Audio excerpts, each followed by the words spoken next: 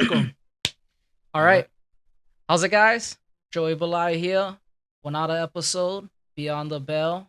Today's guest, fucking Molokai's favorite son, Oh, I don't know, but that's big words right there. Namakana Pakala.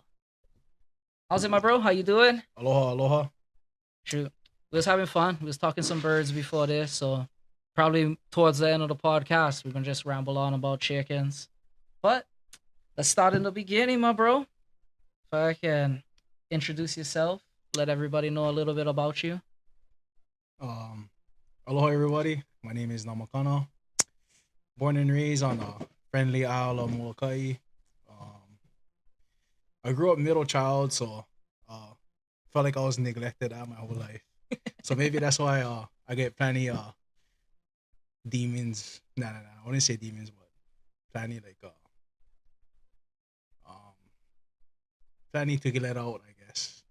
So I grew up. I was always pretty athletic, um pretty talented, which kind of was a downfall, I guess, because a lot of times I would be lazy because I knew I was like kind of more athletic or talented than the other kids, so I'd slack off, which which isn't always the best thing to do. But yeah, I grew up with plenty cousins, older brothers, so they used to beat me up a lot, and you know, all of us local boys growing up in Hawaii, we just grew up fighting just for fun, just for leisure. So I gotta tell my brothers, hey, hold mitts for me. Or I used to watch my cousins, and I'd be like, oh, fighting is kind of cool. I rather beat a guy that can beat somebody up but doesn't have to than beat a guy that gets beaten up, I guess. Oh, nice. It's better to be a warrior in a garden than a gardener in a war. Exactly. Molokai. What we are. We farmers, huh? So, All right, that's gonna roll right into our first question. What was it like growing up on Molokai, and how did it shape you as a person and a fighter? growing up in Molokai, there's limited resources. There isn't much for kids to do. I mean, when I was growing up, baseball was a big thing. A lot of kids played baseball. Um, I was kind of the first and the last wave of kids that had Pop Warner growing up. So um, we actually had tackle football as kids on Molokai. We would travel to Maui a lot. I was always on bigger kids, so I had to play with the older kids, which kind of made me mature faster, I guess. Um, I kind of had to like play with my older brother, which sometimes he wouldn't like that because nobody liked their little brother tagging along. But kind of made me like, I gotta act the part. If I'm gonna hang out with the big boys, I gotta be on big boy too. But yeah, Molokai, because there isn't much there, resources. You kind of gotta learn. Um, a lot of talented people come from Molokai actually. You see them in all aspects of life. Music. There's High Water Boys, Jeremiah, Paniola Prince, Planny, Molino, shout Malino, out. Riot at Helm. If I'm missing anybody, I'm sorry, but Maya. Planny, musicians. A lot of athletic people, good people in all kind of sports. Rodeo. I could go on and on about all that talent that is from that little island, but I feel like because we limited in our resources, it kind of pushes us to think outside of the box and make the best of our situation. So I'm very fortunate to grow up there, being born and raised there, and yeah, kind of pushes me to pursue things in my life and be better to help motivate and give the younger generation something to look forward to. Yes, that's the one. So, what values from home do you carry with you inside the cage and outside? Um, I feel like the hard nose, grinding mentality is what I bring inside of the cage and also outside. Like I said, Molokai very limited resources, so we gotta we gotta make the best of our situation. No matter how hard things get, we gotta dig deep and try to find a way to win. Um, yeah, that's pretty much what I take from growing up there. All right, let's move things over to like a little bit of the fight world. So tell us how you got your start on martial arts. I grew up Molokai. We had karate, one old EMS guy he used to train. Um, but this is my first formal training. Yep, that's the one. So I remember what this building is called I forgot. sorry. No, you good, you good. I said You good. blanking out. Kalaniana Ole Hall. The old Kalaniana Ole Hall. It's an historic building actually on Molokai. But when I was doing karate there, at freaking hookahs in the ground, everything. I was a young kid, maybe like 6'7". Oh, 6'7". But yeah, that was my first formal training in martial arts, doing karate with him. Besides that, growing up in Hawaii, you boxing with your cousins or whatever, but you're not really knowing what you're doing, huh? And then I started wrestling, and then um, actually my wrestling coach is kind of who molded me and pushed me to go try martial arts. Chris West, I went to Kamehameha by the way, Kamehameha, here Kapalama. Um, Chris West, he fought kickboxing, MMA. He's The also, referee? yes, the referee. Yeah, Chris. He's Chris also and he's referee a also couple of my MMA fights back in yes, the yes, day. yes. So he was our head wrestling coach, but we had other great fighters actually that was coaching us well. Kyola Silva, former Destiny MMA champ. Oh, yeah, I'm very Um, familiar.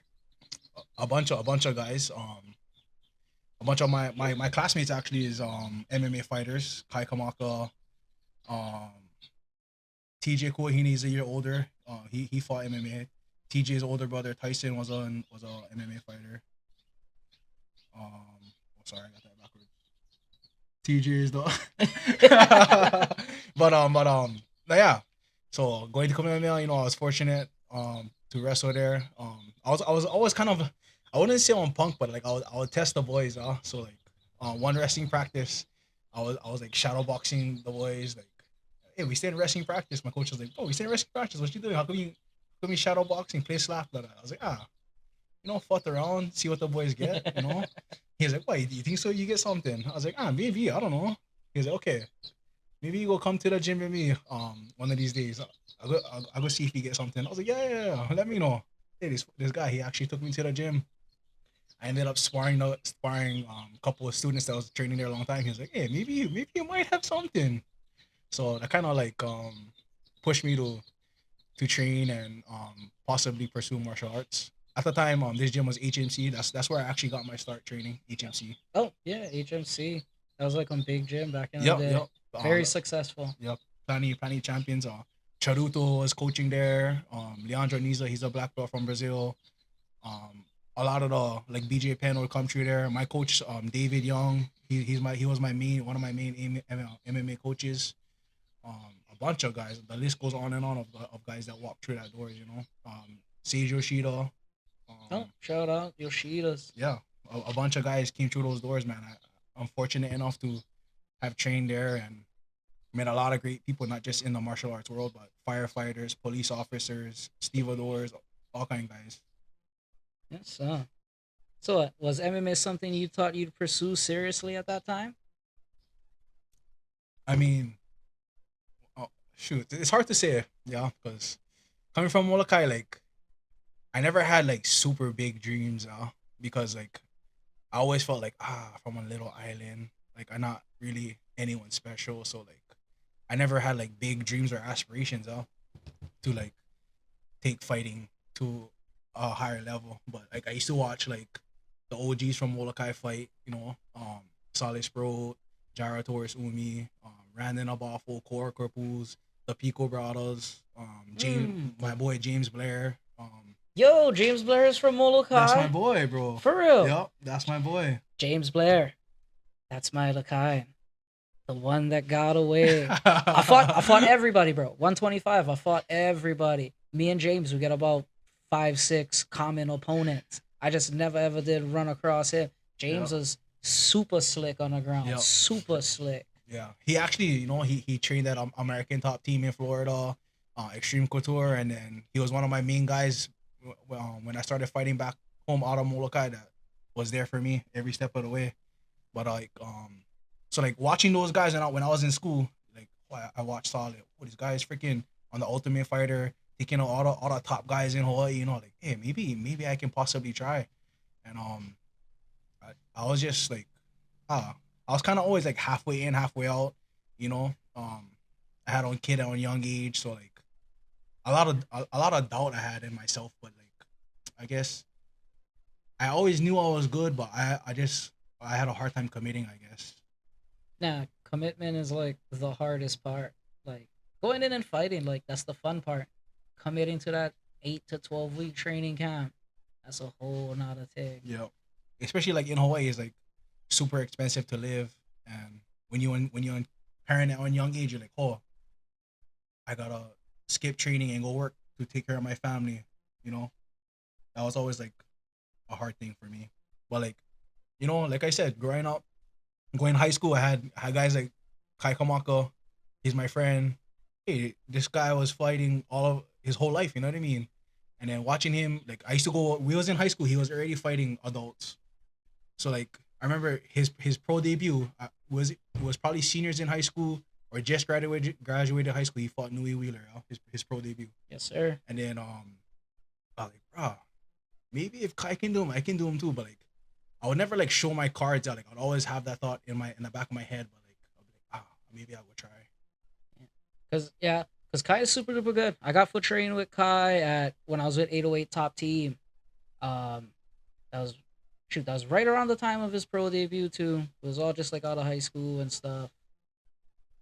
Yeah, cause who was the coach at that time? Coach Ron, and he was with Auntie Yeah. Kim. Auntie Kim is on Kamaka. Huh? Yep. Yeah. But yeah, I get huge respect for that family. They all hammers, bro. All the Cooper brothers, Brada, Blake, Uh, McCall, all those guys is all hammers. Even actually my cousin Rodney Keoloi is dating kids with Coach Ron's daughter, Brianne. oh, okay, yeah, Yeah, yeah. yeah. So Rodney Boise, I call him. This Or the that's main line now right yeah, now. they're in Vegas. Our grandmas and sisters. His grandma, he get family, so his family's from Molokai. Um, yeah, I get huge respect for that family. That's like one of the pioneer families for Hawaii MMA. Major. I know we've been dropping a lot of names and stuff, but we'll go a little bit more into that. Who were your early influences that pushed you towards MMA? I know we didn't drop like plenty names already, but some more. Yeah, yeah. So like all the Molokai OGs, like I can't even stress like how much I look up to all those guys. Like that's kind of why like so I started fighting super young at 8. Not, I mean not super young, but like as an 18-year-old adult, I was already fighting adults. I mean, as an 18-year-old kid, you still a kid at 18, huh? I was already fighting like adults, huh? So I was like, so I said Oh, lost. Sorry. So like being like early on into fighting, like 18 like that, I was like, maybe it'll fucking I was watching like, bro, this is when like MMA in Hawaii was happening, Destiny, fucking Galaxy, King of the Cage, X1, Just Scrap had so much shows, and I was watching all the Molokai boys put on, all the ones older than me. But I mean, look, even Saleh bought battle at the barn to Molokai with Mike Miller, with the help of Mike oh, Miller. I remember that. Um, a lot of the Molokai boys they good, but like being on kid and watching that, I was like, bro, this is sick. Like it's so humbling to see like all these Molokai boys put on and fight so good. And I just wanted to be like them. I wanted to be like Saleh, I wanted to be like Jaira, I wanted to be like all these guys putting on for our small island. Um and then as I started training at HMC, I used to look up to all the guys that I had to spar that would beat me up every day, that forced me to be on better fighter. Like some of the lost guys that we don't hear about or know about, like Sarubat. You know Sarubat? Yes, sir. Like Sarubat, he's on Killer. Um, bro, so much guys that Mm-hmm. I was able to spar at HMC or like cross train with at other gyms I went to, that influenced me to be the fighter I am, I guess. That time of fighting was like I compare it to like the Attitude Era of wrestling. Fucking, that's when you had like your DXs, your Stone Colds, Yeah, yeah, yeah. everybody. everybody was good, but mostly everybody was doing them for fun back then. Exactly, Like it exactly. like it wasn't as serious as it is now. Nowadays, everybody is super well rounded. Yep, The specialist is gone. yep, Hard for find one specialist nowadays. Everybody get cardio. Nobody putting their hands on their legs anymore. Taking breathers in the middle of the ring. yep. It's all high level. I think that's why like at that time like I was halfway in, halfway out because I was still doing it for fun. I wasn't like people used to tell me, bro, you should pursue fighting. You're pretty good, and I'll be like, this is just like one hobby for me. And they're like, getting punched in your face is fun. I guess. I mean, yeah, you know. Yeah, it's hard to explain to Yeah, regular people, yeah. bro. But then like I think that's why like I couldn't fully commit because I was like, bro, just doing this for fun. Like, Yeah. where else do you get to legally punch people in the face and not get arrested? You know? Roger. All right, we'll switch them over to you a little bit now. We're gonna talk about you. All right. So I was watching your fights. I'll describe your style. No fear, stand and bang. Like, where did that mentality come from? Nah, I guess um I was always like a striker kind of guy, but like a lot of people they don't know that my grappling is actually pretty good. Um, but like, I guess that stems from I'm not gonna lie, when I was younger, um, one of my he's my friend now. I mean we grew up, but then I ended up fighting this boy from Molokai, Kylan. Yeah, Kylan. He's on Hammer, bro. He ended up fighting too. But he's a super good wrestler, bro. Like I didn't even know what we fought for, but like that's the first time I got dirty lickings, to be honest. And he's a super good wrestler. So in my head, I'm like, bro, we're gonna bang. First thing I know, like I'm getting dumped on my head and he's kneeing the shit on me. Every time I'm trying to stand up, he's freaking taking me down and smashing me. And I was like, bro, I don't like this. I don't like grappling. What the hell? Like, bro. And I look at my cousin. My cousin was right there with me. He was like, bro, get up. And I was like, cut it. If it was that easy, I would be up. But like, I think ever since then that I was like, maybe I just go be on striker. But I actually enjoy grappling. Like I said, I wrestled, I did judo. I've been a jujitsu practitioner for a long time. It's just it's not as fun as punching and getting punched. It's just a different mentality, I guess. A different fun to it. So I guess that's kind of like what molded me into being a striker instead of a grappler, I guess. That's what I mean. Like we're modern day gladiators. What people like see. They don't like see two guys holding each other. They like see two guys trying to knock each other out. And I mean, sometimes it bites me in the butt because I got dropped before. I got TKO'd before, and but then I'm not thinking at that time like, I'm not fighting to win. I'm fighting to kill. Yeah, live by the sword, die by the Yes, sword. exactly. And that's what people like see. Hey, maybe he caught me that day. It is what it is, but it was a good fight, while it lasted. You know what I'm saying? Yeah, not like him pound you out the whole Yes, fucking 20 exactly, minutes. exactly. So I guess that's where it stems from. I guess. So Nah. Kylan, if you're watching this, good job, bro. You molded my life. Yes, sir. So you approach training with that same kind of mindset? Um, it kind of changed, I guess. Like I said, when I was younger, I was lazy, bro. Like I would like coach would be like my coach, Dave Chinaman Young. He'll have to be on me. We'd always do like runs, strength and conditioning, and he knew I'd be the guy to cheat, bro. So like, um, everybody we get on circuit we used to do, and he'll time us, and then he knows the time. So like I would have to like do math in my head, like, 10 seconds minus this 1 seconds. The guy in front of me is running like this, and I would like we'll do circuits around around where he lived, and I would always cut because I would be that lazy, and he would always catch me. And this is when I was like 21 like that. So I used to always cheat in those. He knows too. He'd always catch me and he'd be like, bro, come on, bro. Like, I'm not gonna be in there fighting for you. But like at that point in my life, like majority of my fights, like I kind of won decisively. I would say my first 5 kickboxing fights, I won in the first round. My first 3 MMA fights, it was super easy for me. So like in my mind, I was like, bro, I don't need to work hard. I got this. This is fucking easy. And then I had one fight where I was like, holy shit, maybe I'm not as good as I think. I gotta train harder. But like, it wasn't until that hard fight that I started actually taking training serious. Before I would fight anybody, anytime, anyway. I mean, I still like that now, but like I actually think more now. Like I actually try to prepare to the best of my abilities. But when I was younger, I never took training serious. Like the strength and conditioning part, I never took serious. But the technique wise, all that kind of stuff, like I'll be, oh, like this is how I get better. But strength and conditioning at the time was like always my weakest point, I guess. How much fights you had before you fight Marcus? Um, that was like he was my fourth MMA fight, I think. Oh, these fuckers. One of them, Tapology has it as your debut, Yeah, and Sure Dog has it as your second fight. yeah.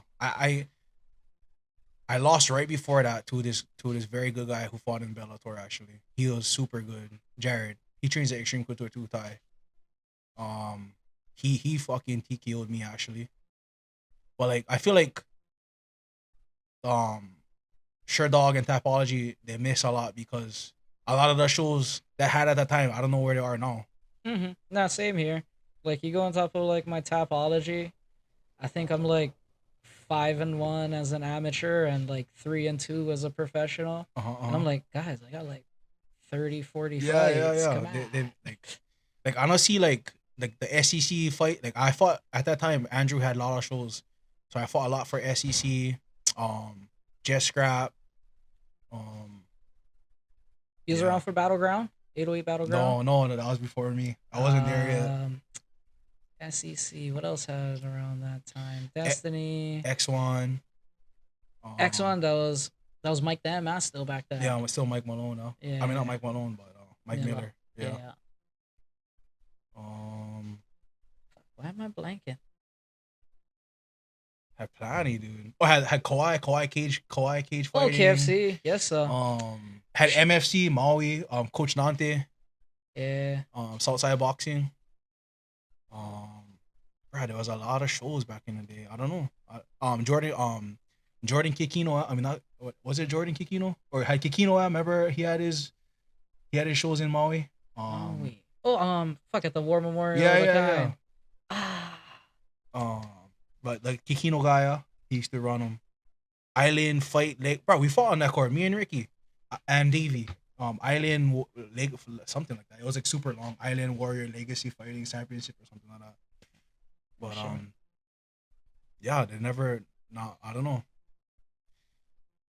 You know, I'm probably because they wasn't paying the mana, so unsanctioned now.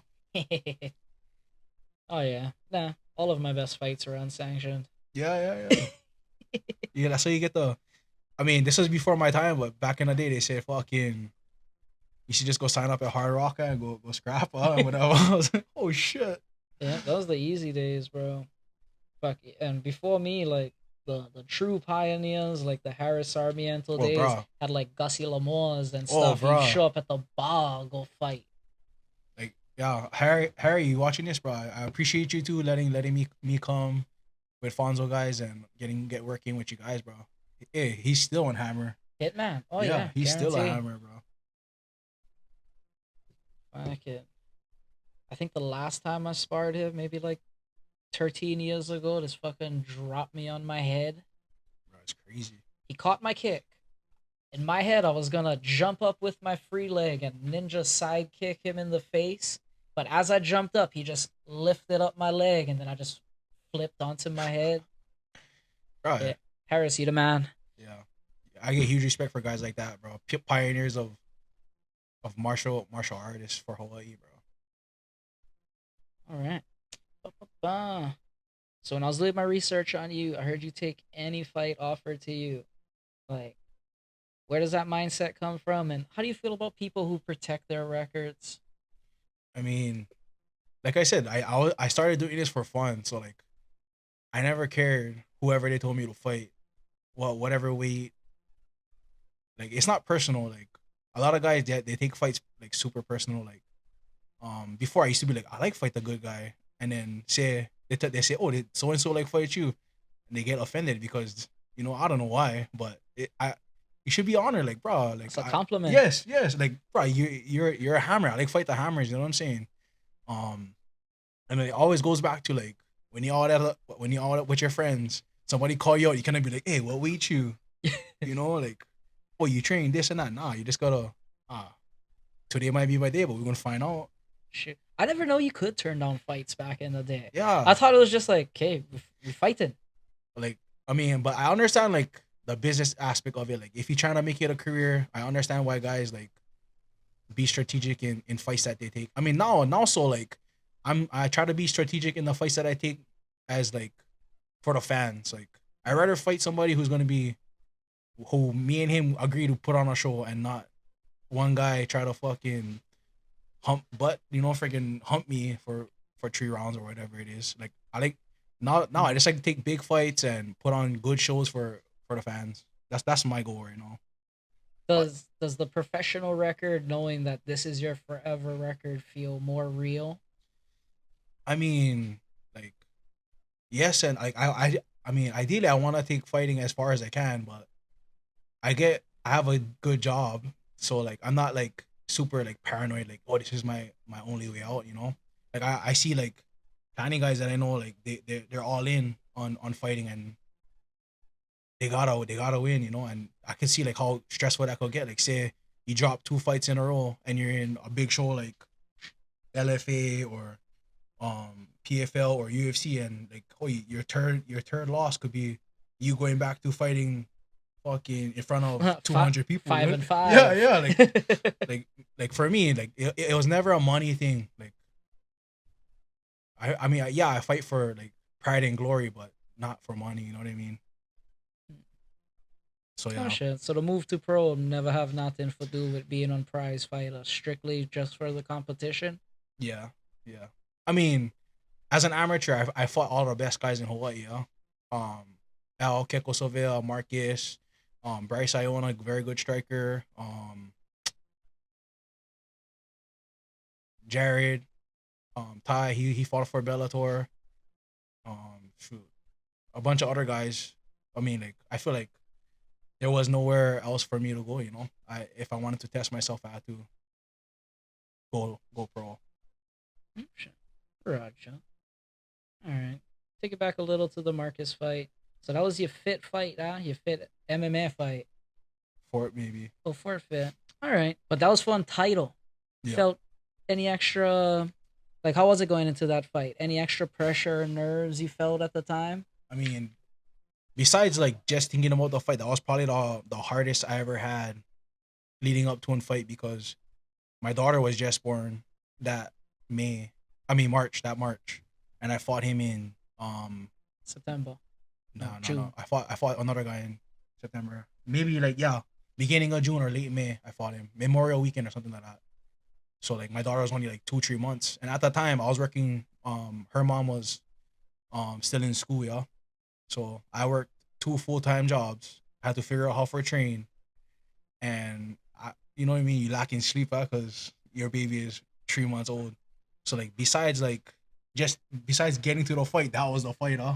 Like oh, it was a struggle, and I was at 205, and I was probably walking around before that at like 250, 260, all that baby weight, huh? God Oh, damn. I was like, oh, A little bit fluffy, yeah. yeah. But I just wanted for a scrap. I was like, wow. Well, I'm gonna go in and jiggle a little bit. Nah, yeah. I was like, I just like scrap, and then they was like, oh, we get this. And Marcus, he was on a tear. He was taking out everybody. You know what I mean? I was like, fuck, yeah, fuck him. We go. Nah, because he was a wrestler with good hands. Exactly. Yeah. It's like a good combination. Yes. Yeah. And actually, me and him fought together as pros in Vegas on Tough and Off. Wait, I have that one coming up. Oh, sorry. Uh, uh, But yeah, Marcus is still chasing the dream, man. yeah. He's still training. Yeah, Marcus is good. He beat my cousin in one of his pro fights, Kala Holes. Oh, bro, yup. Call off fucking Adrian De Hammers too, bro. Bad Intentions. Yep. Johnny Pastana. Oh, that's old school right there. Yes, sir. All right. Ba-ba-ba. Shoot. Okay. Well, going off of what the internet says, your last fight was a 5-round Muay Thai fight. Yeah. So what? How was preparation and mindset? Anything different headed into that fight? So at that time, I was still living on Molokai, full time, training full time, fucking kind of like being my own coach. And at the same time, I was training kids to fight, kids and young adults to fight. So like The hui. yes, but like I feel like being in that situation, it made me so much better, bro. Like I had something for fight for, huh? I was fighting for more than myself. I was fighting for my community, fighting for like my people. Like that's how I felt. Like, bro, I never have to come out of one freaking crazy gym with 5 UFC fighters and all this. I just, bro, the man out that was with us. That was what was pushing me. Like, so I would be training with the kids, and I would train after, and I would watch them. I'll be like, and so like the kids is all toast out. They power train, and like as I'm doing my drills, hitting mitts or whatever, I'll look at them and they'll like push me like, home. Maybe this fit 5 minute round is like I'm kind of tired, but like I'll look at them and be like, cause when freaking fire would light under my ass, and because this is light work, I gotta do them for these kids. Um, so like I felt like that was the best I ever felt, bro. To be honest, fighting like maybe the technique and I was lacking a lot of stuff technique wise and coaching wise, but like the spiritual and all that other stuff, like the motivation, it was the best I ever felt, to be honest. Nah, that's how you can find one coach. You can learn technique. You cannot fucking get that dog. Yeah. And that's what plenty fuckers lacking. That's why plenty fuckers don't make them. Yeah, training for that fight though, like it was hard for me to get sparring partners. Like, so I appreciate all the boys that was giving me rounds for that fight. My cousin Bo, the young boys that was training for their fights, Cody Hero, Hezekiah Horner, Ekolu Horner, um, a bunch of the young boys that's coming up. You know that I hope to see fight one day because they're very talented. Kana, a lot of I appreciate a lot of them. Anthony Lopez, he's super talented. Um, but like it was hard for me to get good quality sparring rounds. Like no offense, but like they would have to be switching out like halfway through the round because like I was firing at that. I felt good. I felt good. The put up was working. Yeah. Like fucking. Peek it. Yeah, I mean, I was going through a separation with my daughter's mom. So like, I understand like a lot of people like see fighters and they don't know what they deal with behind closed doors. Like, I mean that's anybody in general, not just fighters.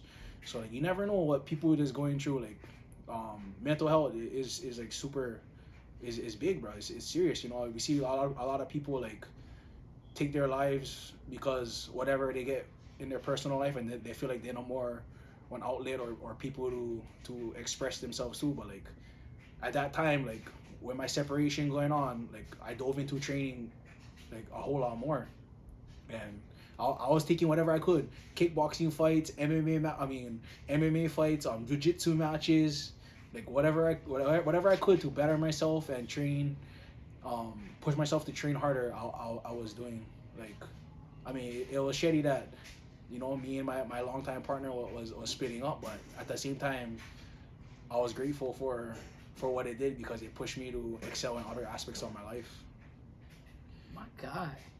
All right. Ooh. So you talked about like competing in all kinds of different stuff. How's the bare knuckle tryouts? Actually, I mean, I don't like.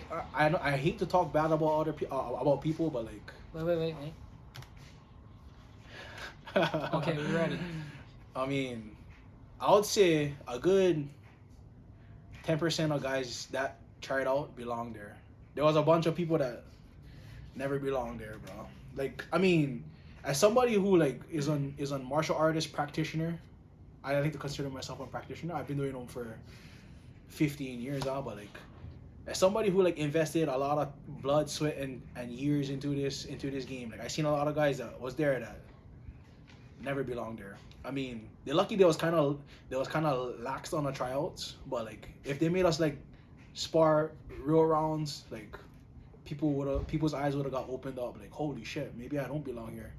But like, there's at the same time though there was a lot of veterans. I wouldn't say a lot, but like a couple of veterans that I kind of like push myself to go with like Chris Cisneros, bro, OG, fucking fighting in Hawaii and at the top of the game for fucking 20 plus years. Like, bro, like he's one guy that I look up to that fought on all the top shows. You know, like he's somebody I look up to. So like I was like, I can push myself to like hang with him and go work out with him because I'm not like be lumped into guys that can't even do one burpee. You know what I mean? Nah, I heard guys was doing that. Like they were avoiding the hard rounds in the Exactly. ring. Like they would wait till they see people that they know they can beat, Yeah. and then they would go in. Yeah. But how was it moving with Chris? I mean, it, I kind of wish that we got to turn him up a little bit just for I like test myself. You know what I mean? Yeah. Like, bro, like I get so much like I always message him like, bro, I look up to you, but you're a legend. Like, he is a legend. Like, so I like see like how I would do it against some guy like of that caliber. You know? Yeah, Like, yeah. The young lion and the old lion Yes, is until yes. as old as time. Yes. Bro.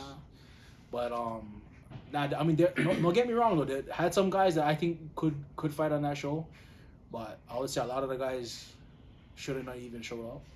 And I wish like I actually messaged a bunch of my friends that I think would be killers on that on bare knuckle to like reach out and go Send try in the tape yeah or something. Yeah.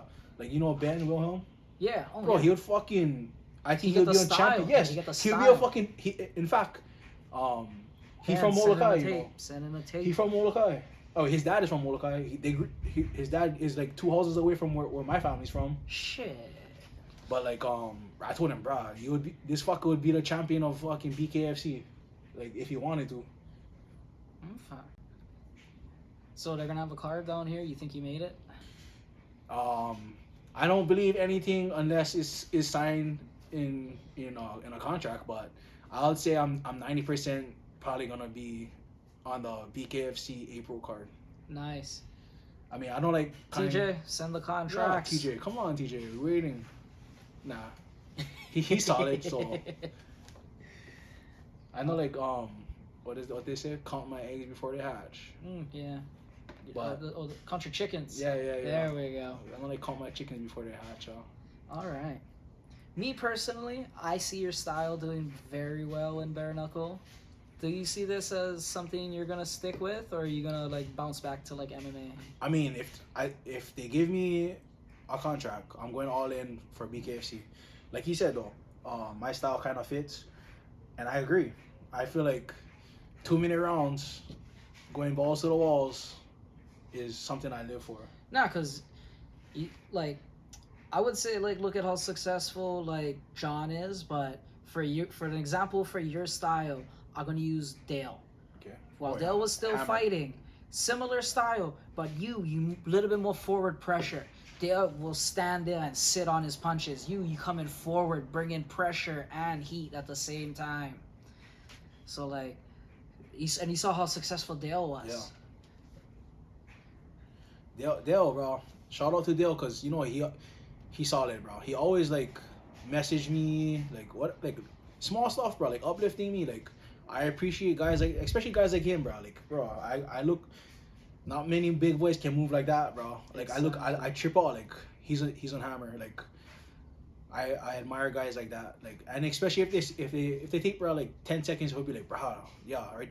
That what nice. Like say you post some video of you hitting miss, like oh you look clean, bro. Like you know like the smallest shit is like makes a big difference. And I appreciate guys like that. Like Dale, he's one guy. Like he even offered for me to go train with him, bro. In the mainland, I was like, bro, that's big time.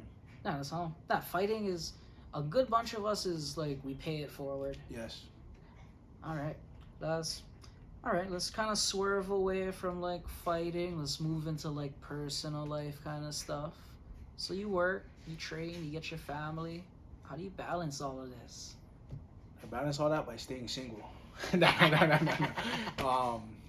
That's good. Like I work guarantee over 40 hours a week, and I get my daughter, and I during the week I sleep. I'm lucky if I get 4 hours of sleep. So my routine. I pride myself on having a routine. It's probably why I'm single, because I mean people might say I'm single because I'm a dog. I don't know. No.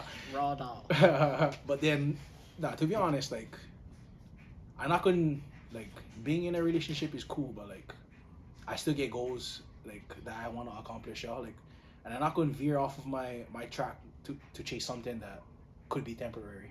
So like I'm strict on routine. So I'm up at 4 every day. I'm in the gym at like 4:30 doing quick strength and conditioning, whatever. Then I head to work from 6. After 6, after I power work, maybe normal work hours is 6 to 3. If I stay late, then it's probably like 6, and then I go train right after that. And then me and my daughter's mom, we got a pretty good relationship. So like she does a lot for my daughter, and I kind of express how grateful I am for that. Nah, co-parenting is still Yes, parenting. it's very important, regardless of whatever happened in the past. We still share one daughter, and Yeah. we Nah. like the best for our daughter. That and that child, like even if you're not together, you guys gonna always have something for doing with each other. Exactly. So I'm very grateful that she does what she does for my daughter, picking her up from school, whatever she picks up wherever I cannot be. But I guess that's what kind of um, allows me to be so busy. I mean, when I was training kids on Molokai, I was even more nuts. But yeah, I guess I try to be good with my time management, because we only get 24 hours in a day. Yeah. And every day is not promised, so I try to do what I can while I can. Oh, perfect. Rolls right into our next question. How important is discipline and time management for you? It's very important. When I was younger, I mean, I wasn't so disciplined, but I'll be going private school and living in a dorm. So I lived in a dorms at Kamehameha, and it's pretty like routine heavy. Like you gotta be where you gotta be at certain times. So like they always, I guess, program you to be like good on time. So I always had that. I always make sure like practice is at 6. I dare fucking warming up at 5:45. You know what I mean? But like now that as I became adult, I try to be more disciplined, because um I know, like, fucking procrastinating and letting things linger. Like I like doing now what I can to make sure I can check them off my list. You know what I mean? But I'm big on like discipline and time management. All right. Ooh, this is a good question. What sacrifices comes with chasing the dream? Uh, I mean, everybody. I guess everybody's why is different. Like my why in anything that I do is my daughter. So like living on Molokai, I had the dream. I had my own house. I don't need to pay water, electric, utilities, rent, whatever. I woke up to my chickens every day. I had, in my opinion, I had the best job on the island. I love what I doing, what I did over there, and I'll do that even if, now maybe if I never get paid, but even if it was minimum wage, I'll do that job, bro, because that's how much I love my job. And I left all of that because my daughter lived here with her mom, and that was probably like the hardest decision I made. Me and Maya, bro, we had a good thing going. We was training kids, and we was doing good. We was competing, fucking, and we was being successful. Yeah, we had a positive thing going over there, and it was probably one of the hardest decisions I made, having to leave my dream life of everything I ever wanted on Molokai to Be with you every day. to be in my everything, like you said, my daughter. So like I guess that's my why. So like every time, like, say I like that last fucking 5 round fight that I had, I was sitting on that stool, and I was right before the 5th round started. I was fucking feeling sorry for myself. Like, oh, I fucking tired, bro. Like, I stay in Alaska. It's fucking freezing my ass off. Fucking, I should think to myself, maybe I just go fucking quit. But the thought of my daughter fucking seeing me quit, or like, Taking the easy way out. yes, that fuck that. Never. I cannot allow myself to have my daughter see me like that. So in everything I do, I always think about her, and like she's my why. She's why I try to better myself in whatever it is, because when she's an adult, she's gonna look back and be like, oh, daddy made this sacrifice for me, daddy did this. And I pride myself on being a good parent. That's my number one belt. That if it had on belt for be like Max says, the daddest man on the planet, hey, we fighting for that, Max. But that's that's my dream, bro, to be the best dad that I can be. My guy. This is why I talk to people for fucking stories like that. Why the fuck these guys still doing it? Alright. Alright, we're gonna roll to some little bit more fun stuff. While I was doing my research, I found out you hunt, fish, do birds. So I'm about to fucking rapid fire you a little bit. So we hunted. What we hunting and how we catching them? My friend Kayula likes to say, we Hollywood hunters. Oh, we drive around and we shoot in from the back of the truck. We're driving around at night and shooting with a light. Actually, so Jojo, Guillermo, and Joe Bird, they actually came Molokai, help me What? in my Jojo? Yes, they helped me on a seminar on Molokai, and I took them go hunt for the first time, bro. We go out of my truck, we go fucking go Hollywood hunt a little bit, and Joe, he actually shot a nice little buck, bro. Yeah, Jojo, props to you, bro. You was the only person forever touch my chin and make my legs do fucking The stanky leg. stop working. Yeah, it stopped working, bro. And the whole time, bro, I'm falling to the ground and I'm like, shut the fuck up. Oh, I've been there, bro. That's the worst feeling. Like I swear to God, I've been hit harder. This fucker got me clean. Yep. Superman punch. Right as I'm throwing jab, I brought him back. I never see the Superman coming behind him. Boom, that fucker hit my chin and I was like, yo, why is the floor getting closer? Bro. That's the sickest feeling in the world. I've been there, bro. I lost like that too before. Looking at the fucking canvas, like, oh, how the fuck I ended up here? This is fucking. I swear I was just smashing this guy. What the fuck is going on? Yeah, nah, cause like when I was fighting, I prided myself on being one standing bank fighter, but on top of that, being tough. Yes. I was never talented. I was never like the best guy, but I was tough. I could take a beating. And that like allowed me to like beat some people who I wasn't supposed to beat. Yes. That's why like going back to bare knuckle, bro. I look and like, yeah, you're not gonna do good, bro. Like I know cause the biggest fucking attribute you need to be successful in BKFC, you gotta be on dog. Mike Perry. Yes. And that's why Julian Lane, bro. Look at him, bro. Look at the comeback he had, and he wasn't the best MMA fighter, but this fucker get the dog. You know what I'm saying? Let me bang. Yes, let me bang, bro. Let me bang. Like, I did. And that's the attribute I get because I'm the gamiest bird on the farm. You know what I'm saying? Yes, sir. All right, that was coming up. We're gonna talk fishing real quick. All right, same with fishing. What we catching and how we doing it. Oh, we catching fucking some boners, bro. Some eel. You know what I'm saying? Nice. What we doing? We flies. We whipping. We dunking. Donkey probably. Belly. Just cruise, What's cracking? Just cruise. Dunk 'em. Actually, so where I live on Molokai, I live right on the ocean. Fucking, no more fence, nothing. The fucking, my grass yard goes straight to the ocean, and we dunking right there. We dunking. That's my favorite. Cast out the pole and you sit around bullshit. Yeah, exactly. You know what I mean? Fucking. I mean, not in camp, but we have a few. You know what I mean? Not in camp. Well, you're always gonna have that one brother.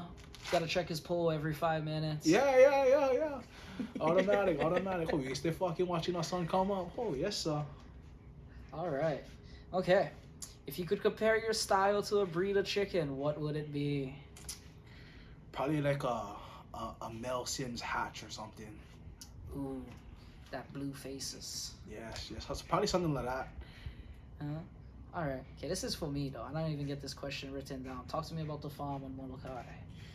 I mean, so my family, I never grew up in chickens, but as a kid, I always was intrigued by chickens. So like, one of my best friends, bro, Kayo Kalave, fucking, his dad had chickens before, and his dad actually gave me like my first set of actually good chickens.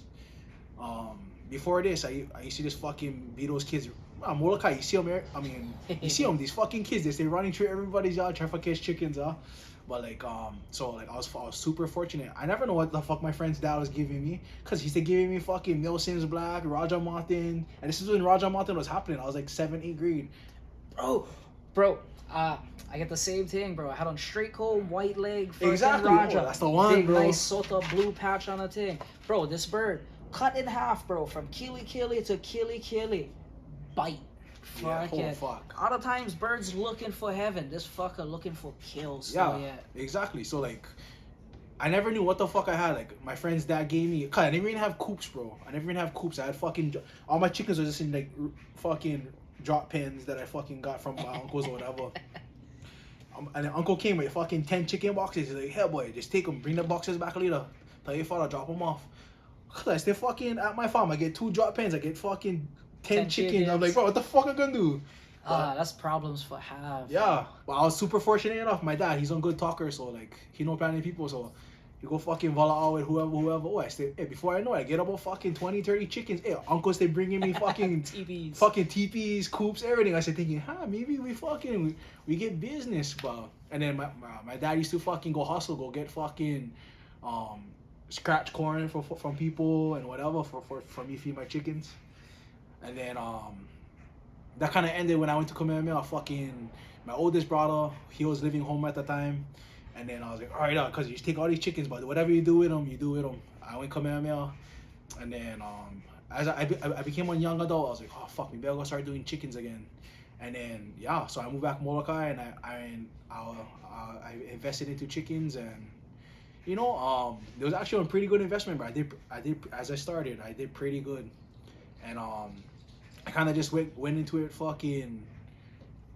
all in. Like fucking, I go, my first derby I entered, I stay fucking tying, pitting on my own. I don't know what the fuck I'm doing, you know what I mean? Hey, we stay entering on fucking 4 o'clock. Hey, we stay entering on 4 o'clock and I stay fucking be like, fuck, I don't know, fuck. Hey, we just go, hey, you know how tight I already fucking, hey, maintain the fucking no move. We good, hey, we stringing them cause we stay, me and my brothers, before I know it, we stay 2-0, we like, oh fuck, hey, we get some fucking dog shit cause, but yeah.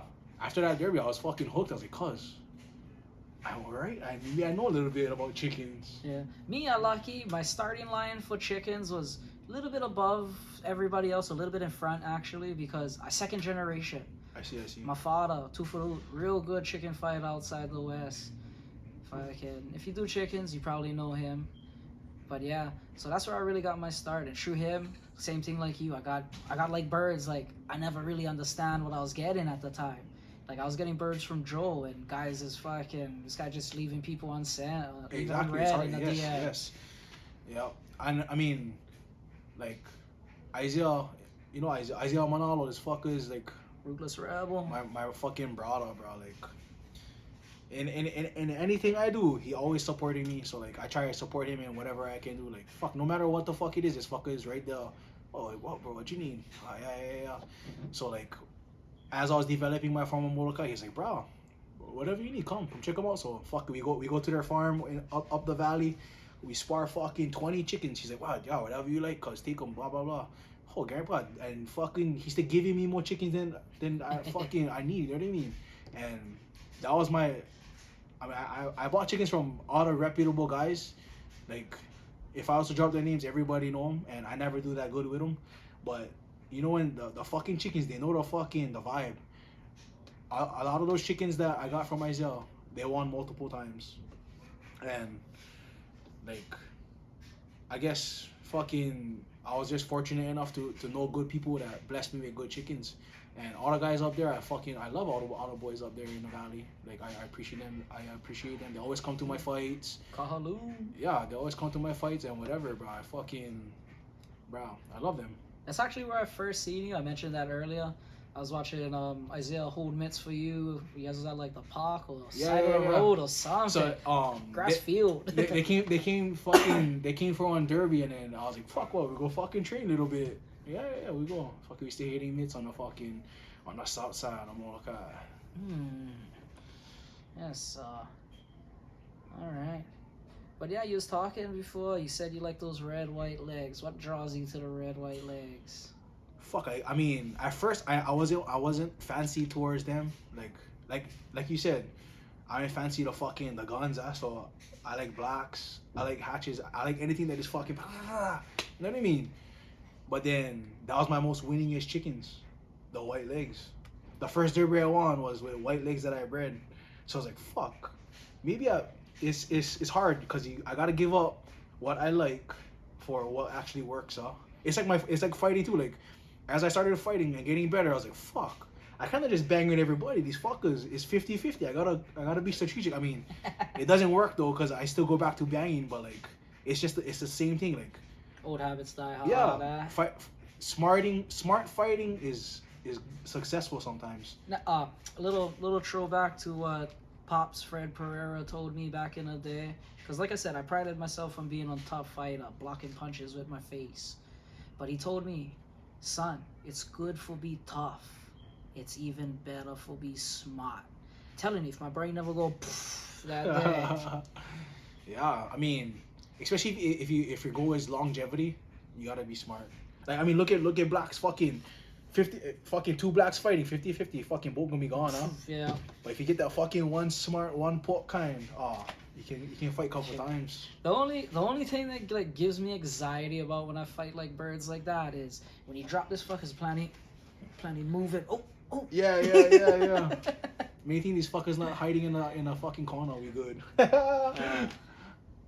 Me, it's the Dakas. I cannot stand the Dakas. I mean, you think about it now, like fucking, most people train for the fly, huh? Yeah. So like fucking, if the fucking 90% of the time, if the auto bird is on the ground, fuck, they gonna win, huh? Yeah. Fuck. Like that's one thing. Like I was seeing like for train for the flies, everybody does that. I call them the Instagram fly. They go up one quick, brah, and this guy's running, grabbing them before they even hit the ground, kind. Yep. I mean, yeah, exactly. The fucking everybody. Everybody is like so heavy social media influenced, huh? So like they gonna post what is cool.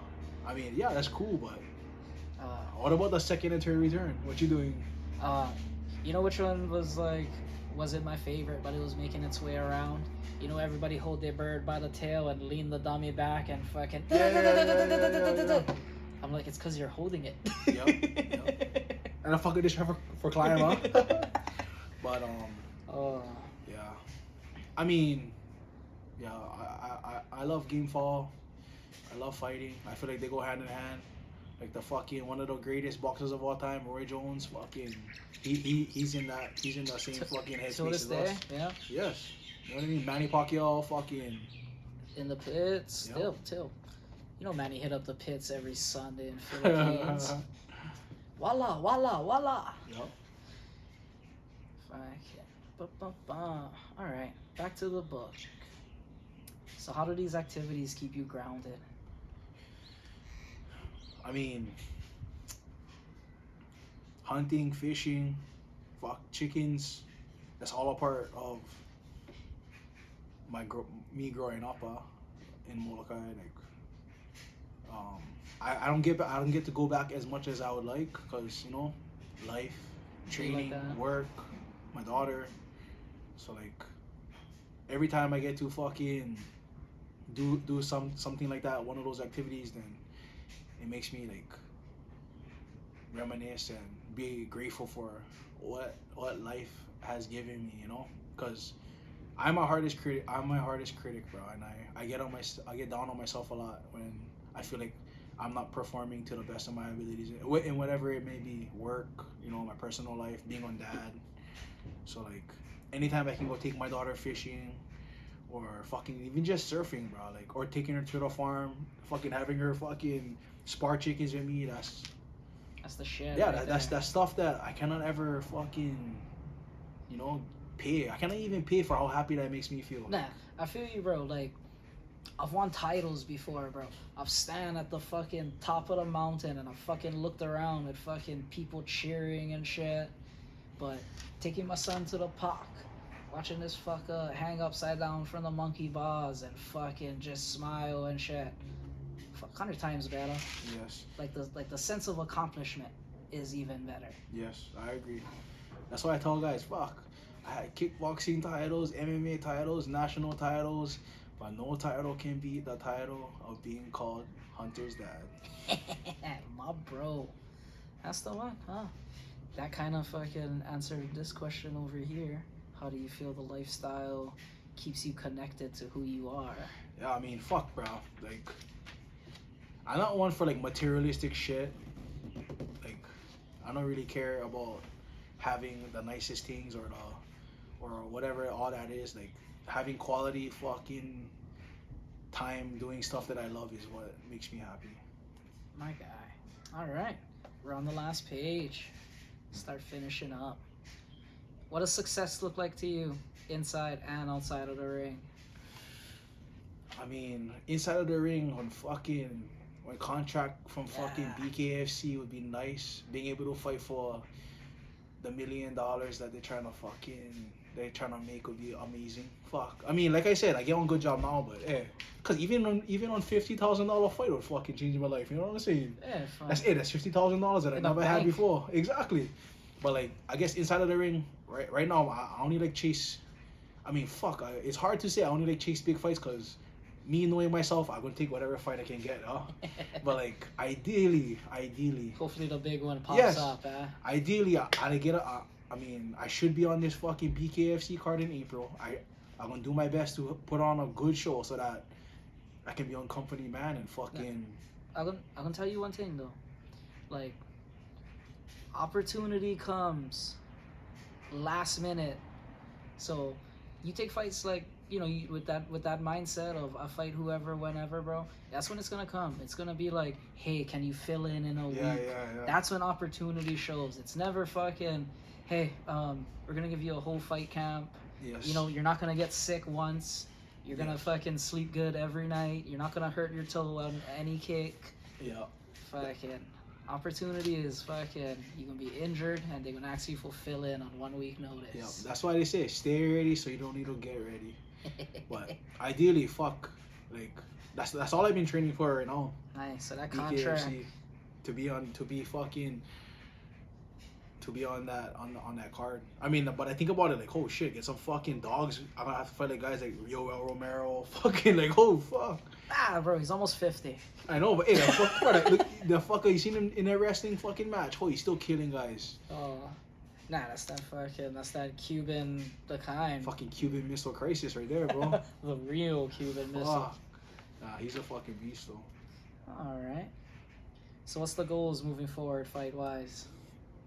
Fight wise, like I said, just train, stay ready, and I mean, I'll fight when any opportunity presents itself. But I feel like that's I mean, like I'm not heavy into fucking being spiritual and all this kind of shit. But a lot of signs has been pointing that for me to be successful in there. Like I cannot explain like the shit that been going on in my life to like signify that it's gonna happen, but I feel like it is. Tell me without telling me. All right. Any news fight wise we should be looking out for besides the BKFC? I mean, I would love to fight in Hawaii.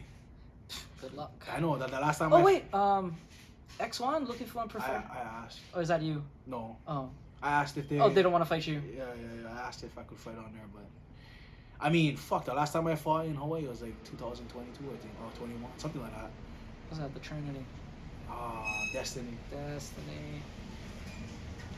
But fuck, I would love to fight in Hawaii. I mean, I told them I just throw me 10 tickets. I fight. Like I don't even need to get on big payday. I don't even get paid. Just throw me 10 tickets for my friends and family because we good. Bro, guys, listen. You get one professional looking for fight, and he not even asking for money. Yeah. Get him one fight. Get me 10 tickets. We good.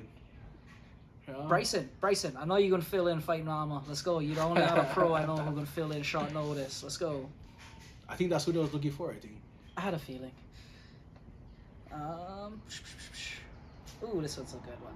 What do you want the kids from Molokai and Hawaii to see in your journey? Bro, I like them see that anything is possible. You know, like oh fuck. I'm so grateful for fucking everybody that's been a part of that journey and allowed me to fucking be a part of their journey. It's just super humbling, bro. Like fuck, Molokai gets so much talent that doesn't always get showcased. But like, thankful for fucking Maya and his family for giving the kids fucking something for fucking look forward to. You know what I mean? Like, sorry for all the vulgar language if you kids is listening, but like, you guys probably hear from your parents, huh? Nah. But like, I'm super fortunate. Like, not only them, but get this. So I used to train with this firefighter, Sean Simon, bro. He got on small gym over there on Molokai too. That's actually like before we had our before the Molokai who was formed. That's where me and James Bloor was fucking training. And like I cannot thank James Blair enough, bro. Like fuck, cause he would meet me before work, after work, in fucking my lunch breaks, um, on the weekends. This fucker would go running, hitting it, bro. Like this fucker was there for me, bro. For fucking, and I never have resources, and he was one of the guys there for me that fucking anytime I call, he would be there. A So, resource. yes, bro. He was the resource for me over there, bro. And yeah, I hope to get him back in the mix because he's back on Oahu now. James, come on! I like talk story with you, James.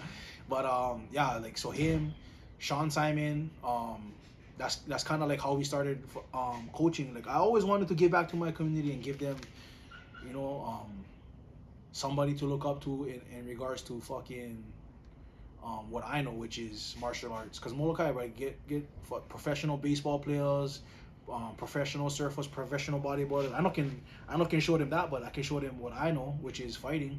So I always wanted to give back to my community by showing them that it's possible. That even though we're from one small island, it's possible to go big places. And I had that growing up, looking up to Saleh. You know what I mean? Like looking, bro, this guy can do it, bro. Like, if he can do it, I can do it. And after him had like a little void. Like still had Molokai boys putting on from Molokai, but they wasn't doing them from Molokai. You know what I'm saying? Yeah. So Everybody like, else in league. yes. Yeah. So still had fucking hammers like Koa Korpus, fucking the Pico Brothers. Huh? Koa Corpus is Molokai too. Molokai boy, cause Homestead, yeah. So I know the Picos too, yeah. Yeah, the Pico Brothers, Justin Cook. You never fought Justin. He's around your weight. No, Well, I never got the chance. Who else from Molokai, bro? Kyola Albino. He's on Killer Kickboxer. He fought the WBO, WB, something like that. Oh, fuck, Kickboxing. so top of the line. Yeah. Yeah. Um, The highest level. bro, if I'm missing anybody, I'm sorry, but had so much good, talented fighters from Molokai. They just wasn't necessarily fighting out of Molokai. So when I moved home, I was like, bro, I mean, I'm not gonna ever compare myself to Saleh because he's a different man. He fucking accomplished great things, but like, I wanted to be like the idol for the younger kids, like when I was growing up, to look up to. You know what I mean? Like he said, like needed somebody fulfill that Yes, void. needed somebody for fucking light this fire. You know what I mean? Yeah. And I was like, bro, we go. So like, I would fucking force. I'll just go up to random fuck, bro. You like train? Yeah, come, we go train. And thankfully, had fucking like one small group of young adults that actually started fighting, and they're good. Like, Nah, I see him. Fuck. What is his name? Cowboy. Fuck that young boy. He just didn't fight. Fuck him. Hezzy. Nico. He fought Nico. No, he is. Nico is the one. No, Nico's from Big Island. Nah, Nico's from the Kai, nah? Molokai. Big Island. But like Hezekiah Horner, bro. You guys go look up Hezekiah Horner. He's tough, bro. He actually got on the fucking 11 stitch scar right above my eyebrow. He gave him to me. Nice. He's tough. He's 2-0, bro. X1. He's good, bro. He's good. I mean, he's actually Saleh's nephew. But it's in the DNA, bro. Like, bro, guy, even Jaro moved to the mainland. He was training with Henry Cejudo. Yeah. He's super successful, bro. And he's back home Molokai now. And I hope like to see him fucking be that guy too. He's still young, bro. Like fuck, mid-30s. He still was can. another one. Yeah. That was another guy. I was always waiting for like that Yes. call. Like so Jairo actually, it was tough because Jairo fought one of my team captain at the time, Kelly Palencia. Oh, fuck, Kelly. That's another Yes. one. Another guy too. Fucking always just like one weight class above. Yeah. And bro, Kelly fought the who's. He fought Louis Smoker, Toby Misich, you know what I mean? Yeah. And he used to beat the shit out of me. That's all I had. Like, fuck, sink or swim. You gotta learn, or you're just gonna keep getting beaten up. Even though he was at the 135er. Mm-hmm. But I fought plenty cards with Kelly. yeah. I was there when he fought Josiah Bells, fucking all kind. You remember Seabass too? He used to train with us. Then he trained the 808 top team. Seabass, Americano, Sebastian. Oh yeah. So Yeah. It's hard to forget Sebastian. Yeah. So like, bro, like so much guys that fought out of HMC that I mean I can't remember them all, but a lot of good guys. You know what I'm saying? I got for like rub like elbows and train with these guys like my top team days. Like before I had Hawaii Elite, 808 top team was the one with all the names. And you think about it, a lot of guys that fought in the UFC came out of there. Yeah, at the time. Martin, Russell Doan, you know what I mean? Lewis. Fucking Lowen Tainanis. Oh, Lowen, yeah. Lowen was tearing it up in one. I don't even think this fucker lost. Yeah, he just beat me up too. Like maybe like 2 weeks ago sparring. Damn, now he's asking people if they want water. Oh, you like on Pog, bro. Lowen, love you. Hey, Lowen. you guys better make nice for it. He choke you guys out on the plane. No air marshal needed. I dare some. But Brad, no, yeah, you're right, bro. 808, top team 808 Fight Factory. That's all the guys I used to look up to too. You know what I mean? Jonathan Vistante, all those guys. That's why, like, I got really lucky, bro. Around that time, around 2013 to like 2015, I was at Waianae Boxing, and 808 Top Team was the gyms. I train at Waianae Boxing from 1 to 4:30, then go Pro City, train with the pro team from like 5 to 7. Yeah, that's crazy. And and Kai Boy, he's like, I always used to, like, even though like we same age, but I used to always look up to that fucker too, like, bro, like, yeah, fucker stay fucking, he was beating people up when we was young, you know what I'm saying? Nah, Kai fought my brother. Oh, for real? Yeah. Battleground, yeah, Battleground. I fought Keenan Cohan that night. My brother Don Colaruda fought Kai Kamaka. Bro, Keenan Cohen is on Hammer too. I don't even know where he went. You know what I mean? Shout out Keenan Cohan. I will say this. I fought everybody. You're the best. Yeah, no, he bro. You're the best, bro. He's very good because Ricky Ng, you know Ricky? Ricky Ng. Yeah. So Ricky, we all went to school together. Actually, we all trained at HMC together. Even Ricky, bro, when we was in high school, like he was already fucking killing it in MMA. He had every single belt in Hawaii. I'm pretty sure. Yep. I mean, maybe his pro career didn't pan out as we thought, but his pro debut was against Keenan, and that's on fucking tough. Exactly, that's on tough pro debut. But my very first title fight was against Keenan. Yeah, he's tough. He's good, bro. He's slick. Yeah, fucking Keenan, that fucker. I don't know where he is now, but fuck. His last fight was against Ian De La Cuesta, I think, a couple years ago. Oh, Destiny, yeah. Yeah. Yeah. That's like the last time I think I saw him. But yeah, Keenan's a fucking hammer. How old are you? 29. Oh, okay, yeah, we were around the same age, yeah. A little bit older than you at 33. Why, I look old. I always get that. Fuckers call me uncle, you fuckers. I go, surf. Oh, what's up, unks? Yeah, get out of my way, huh? It's the neck tattoos and the beard. Fucking all the gray hairs. All right. So, what's the message or inspiration for the listeners? I mean, depending on the perspective of the listener, huh? Like,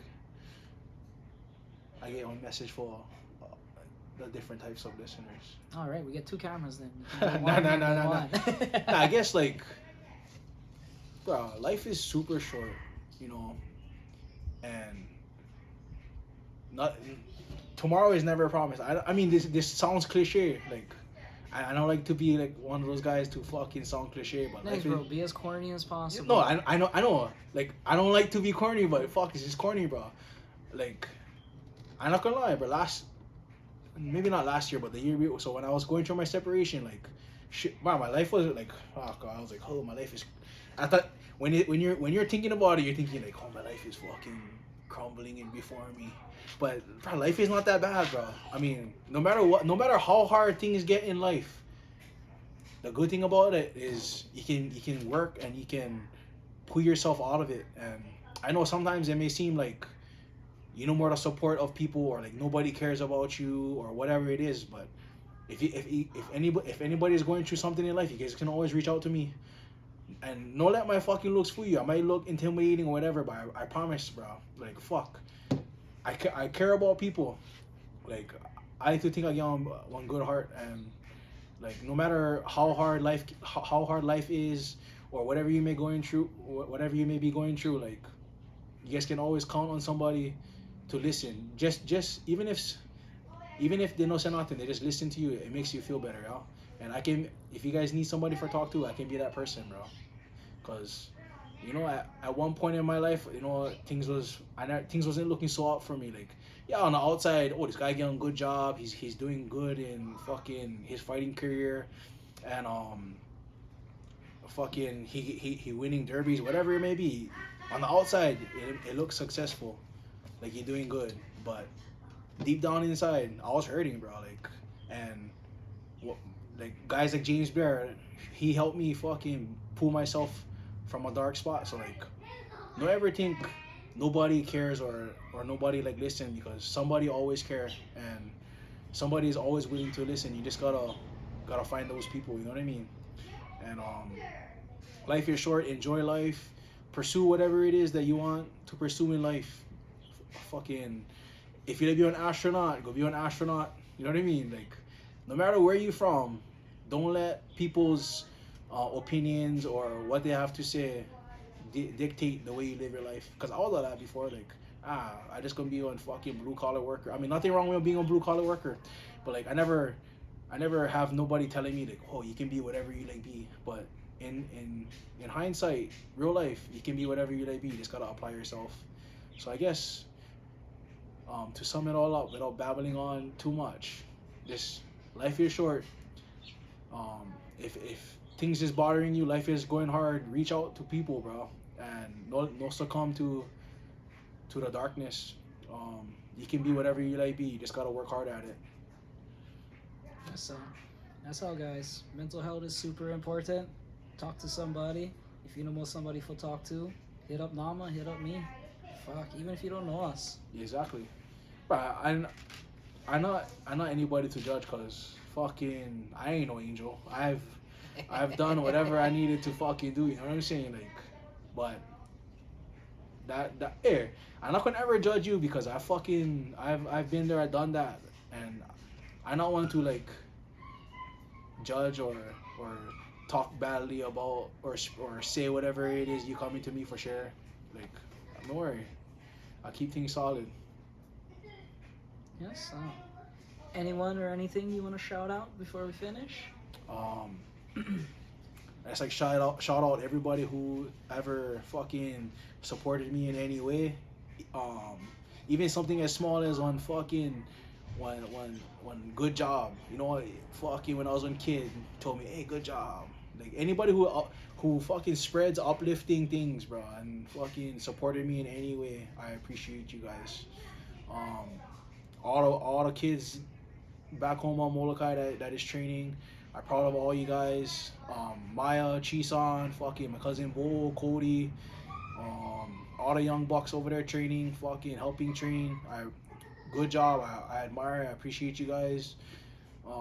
Fuck, my brother, Kaikili back home, fucking always. Even though we may fucking butt heads at times, you know, but I kind of get rid of him. That's my brother. But you know, no matter what, he was always there for me in all of my fights. Just fuck fly up fucking Alaska with me, Vegas, whatever. Fuck, we go to battle.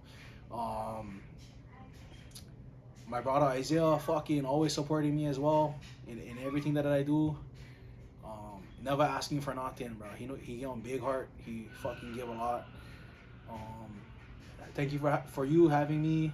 Yes, All the boys that I train with, fucking Alfonso Pitolo, Taz, fucking Josh, bro, the list goes on. I could be here all day, fucking thanking people, but all you guys that help me in any way, I appreciate you guys. Alrighty. Last of the last. Where can we keep up with you and your journey to the top, my bro?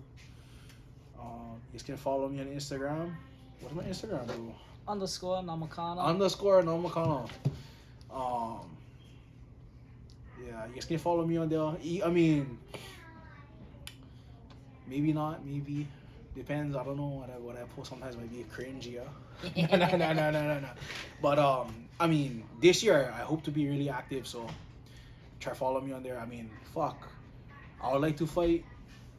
I would love to have fought on that X1 card, but April looking promising, bare knuckle, and I like to fight at least 3 times this year minimum. Yes, sir. That's what we like for here. All right, my bro.